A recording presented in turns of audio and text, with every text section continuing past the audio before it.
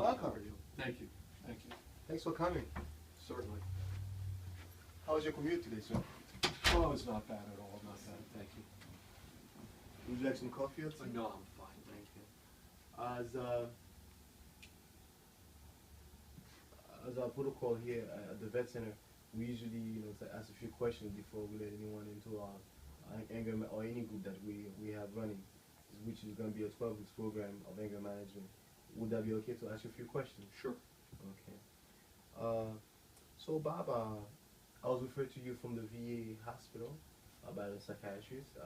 After her assessment, she felt that this might be a good assessment for you, but as custom, we would like to ask you a few questions, okay? Tell me a little bit about your military background and who you are. I'm a Marine with service in Vietnam. That's some number of years ago. And what more would you like to know?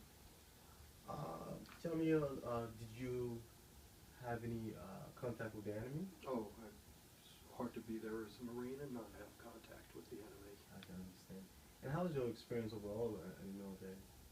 It's not something I'm given to talk about, quite honestly. Oh, totally understand. But would you have any suicide ideation ideas? No. Okay. And are you married by any chance? Yes, I am. I've been married 40 years, and I've got 2 adult children. Oh, that's awesome. That's a great record. I'm pretty happy with it. That's nice, that's nice. Any grandkids by any chance? Not yet. Oh, I see. One of these days. I appreciate it. I totally understand. So, well, I think you're probably a good candidate for the anger management class, given the fact that you have no suicidal ideation and homicide, if I take it, right? No kidding around. I have no homicidal Oh, okay. ideation. I see. And do you have any guns in the house? I spent my working life as a corrections officer. I do have weapons in the house, but I know well how to use them and what they're used for, and I or anyone else in my house is safe with weapons in my house. Okay. Good to know. Thank you. Well, what I would like to ask you is, why do you think coming to the group would be beneficial for you? Honestly, I think it's something I should have done years ago. I'm a pretty self-controlled man most of the time. My job requires it. But every now and again, something gets out of me. I think my son has probably paid for it over the years, my son in particular.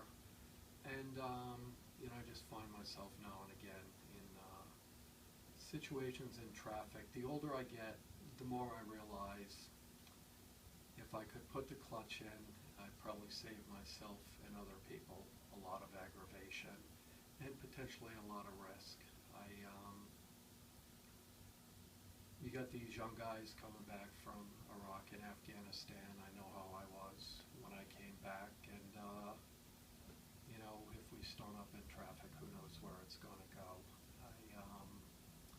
There's that on my mind, and honestly, before it's all over, I'd like to set a good example for my son going forward. That's some great thinking, and that's some great insight, and I appreciate the fact that you shared that with me. Do you remember when your anger started becoming an issue for you? The history of it, by any chance? Oh, Christ.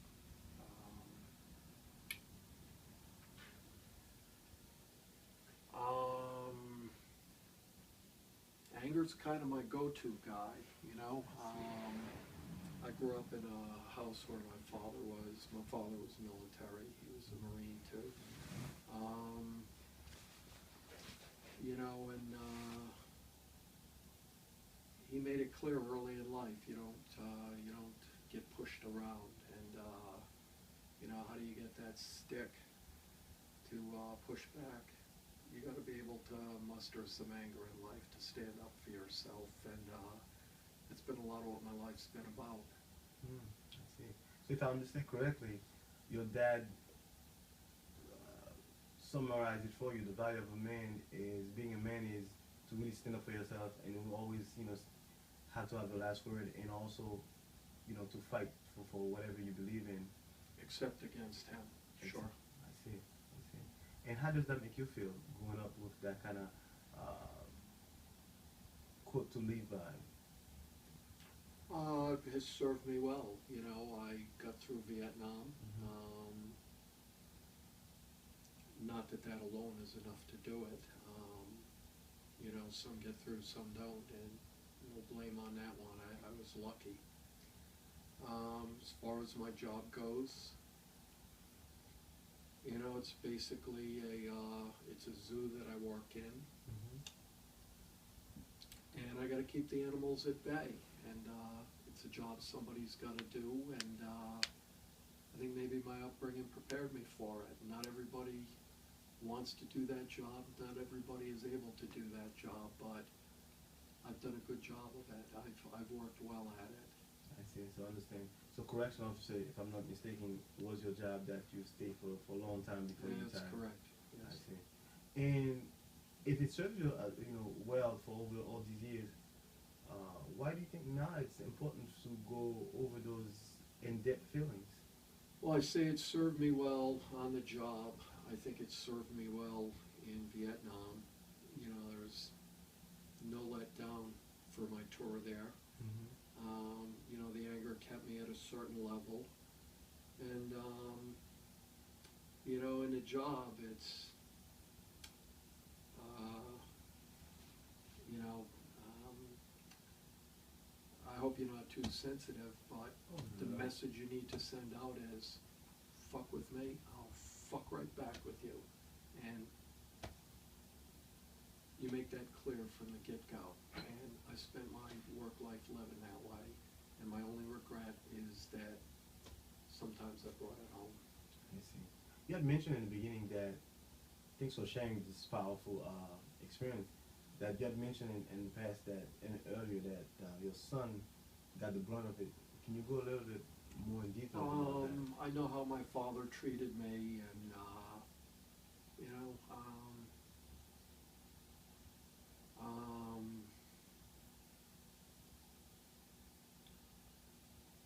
you know, my son had to learn to man up. You gotta learn that at some point in life, and I think I was tough on him.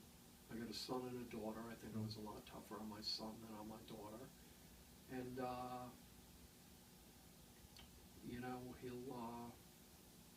it's probably caused him some problems, but it's probably solved other problems for him. So. But you know, you mentioned a grandson, and I'll have grandkids eventually, and you know, I'm 71. I'm not going to be around forever, but I see the world has changed a lot since I was young, and I guess maybe I'm hoping my grandson grows up a little differently from the way I did and from the way I raised my son. That's a great outlook. So as a result of that upbringing, your relationship with your son, do you think how's the relationship now currently with your son? You know, I don't think in terms of the relationship. I think of my son, he's a young adult, he's got demands on him in life that he's got to step up to, and he's doing that.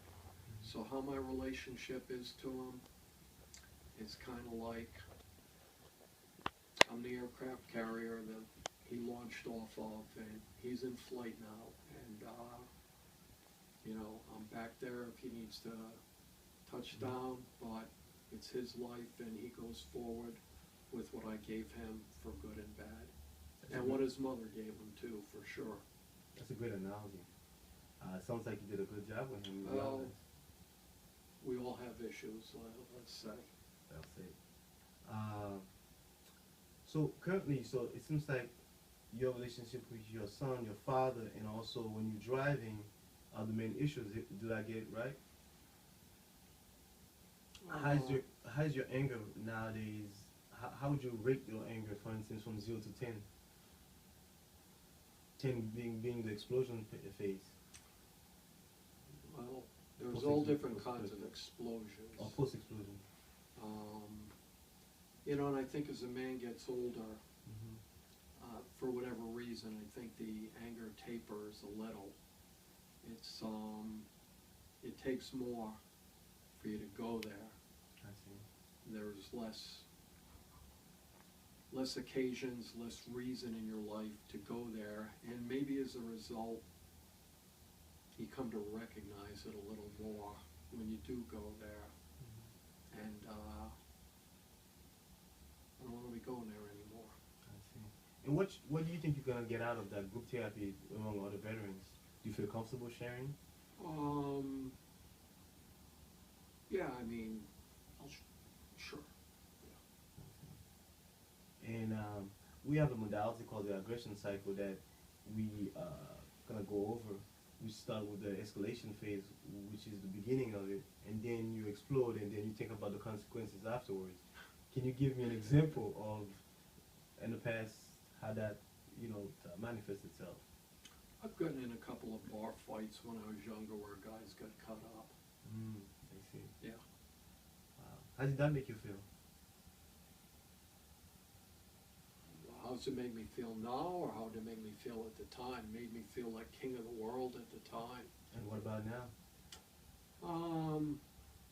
You know, honestly, if I hadn't cut them, they would have cut me. So,